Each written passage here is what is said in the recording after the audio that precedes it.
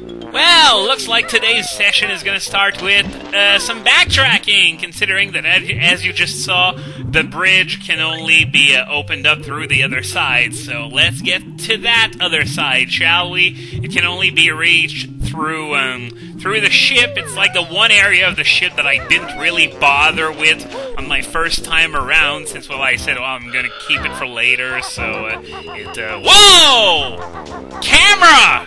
Come the fuck on! I did not say you could turn! That is not okay!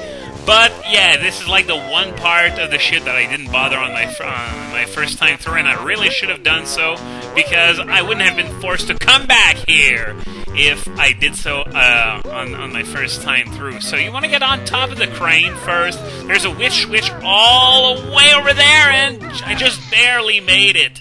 It's actually a much more difficult jump than it looks. You really have to be perfect. If you're even slightly off, you're gonna fall, and you're gonna have to do this all over again. And okay, we're good. So let's head over to this crane here. There was this huge box of TNT. Don't worry, we're not gonna have to fight it, but instead we're going to be using it in order to burst a hole into the ship itself. So let's do that right now. Press the switch and boom! There we go. Now, before we head over there, we still have a few things to take care of in this area, so let's open up this bridge, even though I don't think I'm going to need to ever use it. I'm just, going to open it up just in case I'm missing something and I want to get back through it quickly. There's also another bridge that you can activate, and we are going to need this one, because I believe we caught a glimpse of a Jinjo in that area earlier on. But we're actually going to be getting that Jinjo now. And that bridge really isn't very big, so I don't recommend trying to blaze through it as Kazooie. We have a few sewer monsters, and a relatively easy Jinjo to get, sorry. Even though, yeah, you have to know it's there, but if you know the drill with the bridges, it shouldn't be a problem at all. So let's head into that hole that I opened up on the ship, and this jump here is a little fancy because the shot jump pad is right underneath the ledge that you want to jump to. Now, in this game, there's something that's really been lacking so far. You know, something that's found in every platformer ever? Boss fights, maybe? Well, what we're going to do here is the closest thing that it can get to a boss fight in this game other than the final boss. Meet Boss Boom Box, which is fortunately not a box loaded with explosives, but instead it's a box full of other boxes! Yo, dog, I heard you like boxes, so I put some boxes in your boxes so you can box while you box. Yeah, so, ow. And as you can see, the boxes keep getting smaller and smaller and faster. There are quite a few monsters in games that borrow that tactic. The one that comes to my mind the fastest is those choo-choos in Twilight Princess. But, yeah, not doing so well. I got hit a few times already. I should really be careful so as to not die on a piss-easy boss. Come on. Ow! I'm already down to 3? Whoa! I suck so badly at this boss! Okay, at least we're done with it. Phew! I won't have to endure the supreme humiliation of getting killed by Boss Boom Box. Anyway, lots of eggs down there, so I'm going to use them to replenish my stock after activating all those bridges. By the way, about Boss Boom Box, I believe there's a glitch that you can use in order to kill it before the fight even starts, but I'm not too sure on the specifics, and I don't like using glitches in my games anyway, so yeah, I guess if anyone among you knows the glitch, you can tell me in the comments. So, back to the game. I believe we're missing 4 notes and a Jinjo. Here are the 4 notes with the Jinjo right underneath us. You know what? I'm going to take my chances with this beehive, replenish my health a little bit, because I really took a beating from Boss Boombox, so there's no sense in not being careful and dying because I'm stupid. Here we go.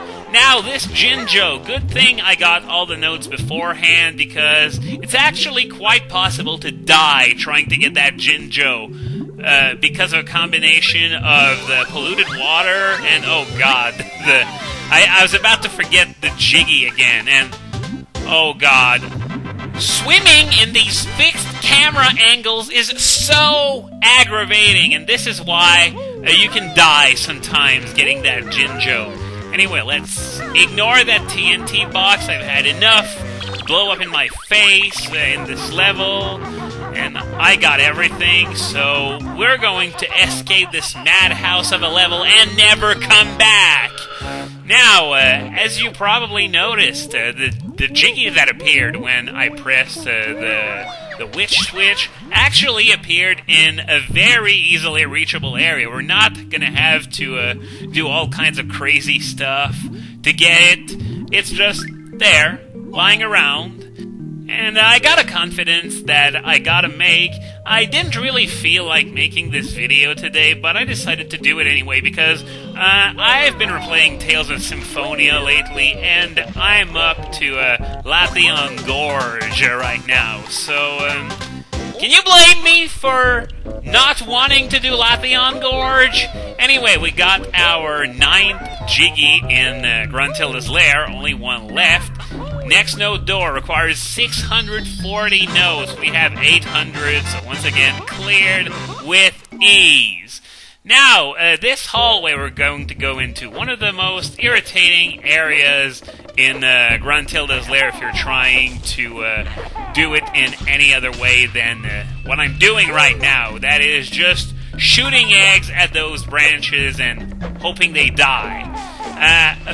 Quite a few of you actually didn't know that you could actually kill them by shooting eggs at them after I did so in Mad Monster Mansion for a Mumbo token. But yeah, this is what you can do to make this hallway a lot easier. Of course, it requires quite a few eggs, but nonetheless, it's a lot easier than taking a beating or consuming valuable gold feathers.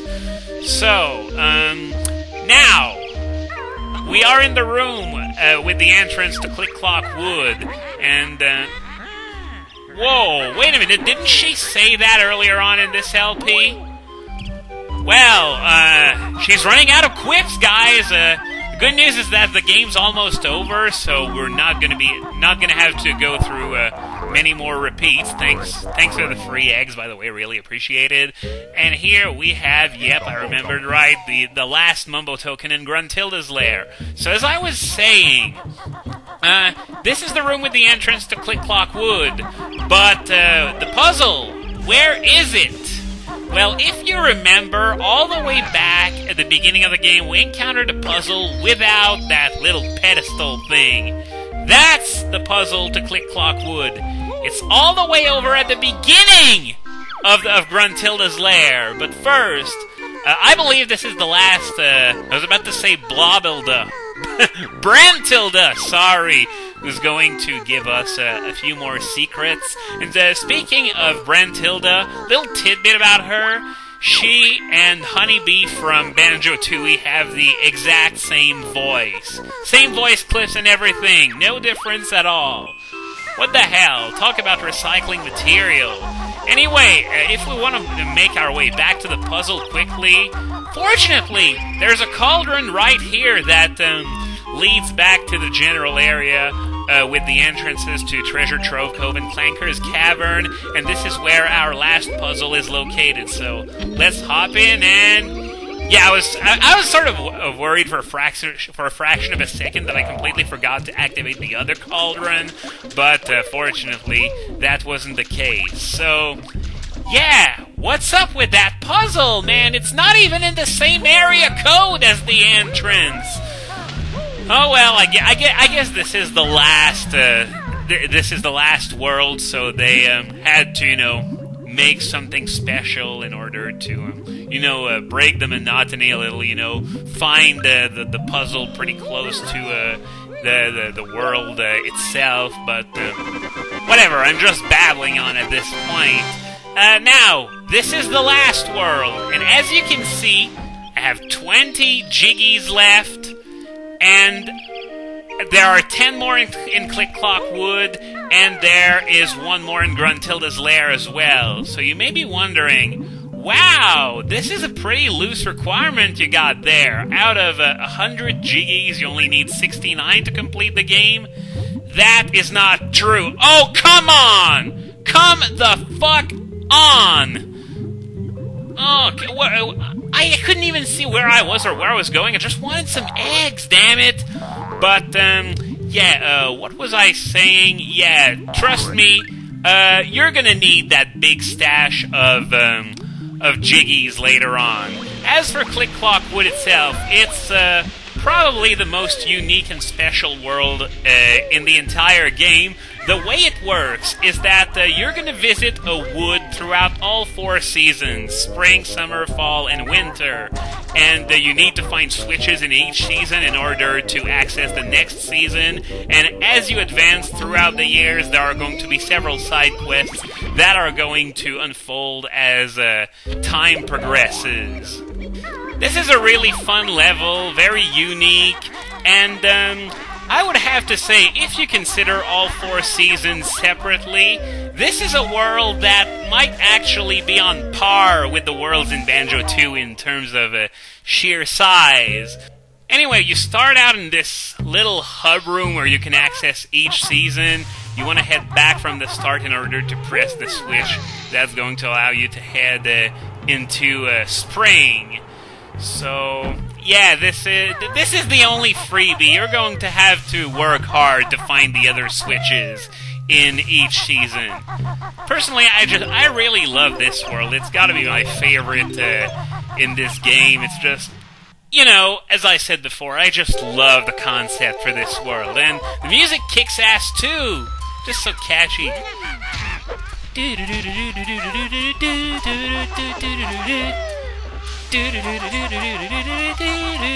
Okay, that's enough. Looking for mumbo tokens here that could be hidden in the grass. By the way, there are some very small leaves that you can see on the giant tree in the middle.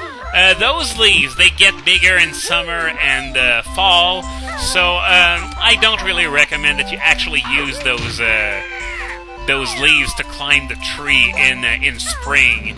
Now, as you can see, while I was talking about that, there are those birds that are inside the tree that work very much like sewer monsters. I think they also get a bit bigger with each season. They're smallest. Ow! They also deal 2 units of damage, apparently, just like sewer monsters. But yeah, the fact that they get bigger each season doesn't make them more threatening. And by the way, there aren't any in winter whatsoever. It's like winter is the odd one out of the bunch, since you know, it's completely different. It's hard to say just by looking at it now, but when we get to winter, you'll see. Okay, that's how we were supposed to do it. I was not sure if I was going to be able to make that jump, but well, one thing's for sure is that if I didn't attack, I was not going to make it. Okay, so I guess we're going to have gone all around this area of the tree. Sorry if this is a bit tedious, but it has to be done because otherwise it's just going to be a pain later on when we are going to have to deal with all those birds for real. This beaver here, his house is blocked by a boulder, and his name is Naughty. Exact same name as the beavers from Donkey Kong Country, and he looks the exact same as well. So you could just say that this is absolutely a Donkey Kong Country character that was parachuted into Banjo-Kazooie. And by the way, that bull here is completely invincible. Even with gold feathers, you can only stun it temporarily. Ow! And it won't hesitate to murder you if you give it the chance. So, this is going to be all for today. So next time, we're going to continue frolicking in the spring section of Click Clock Wood.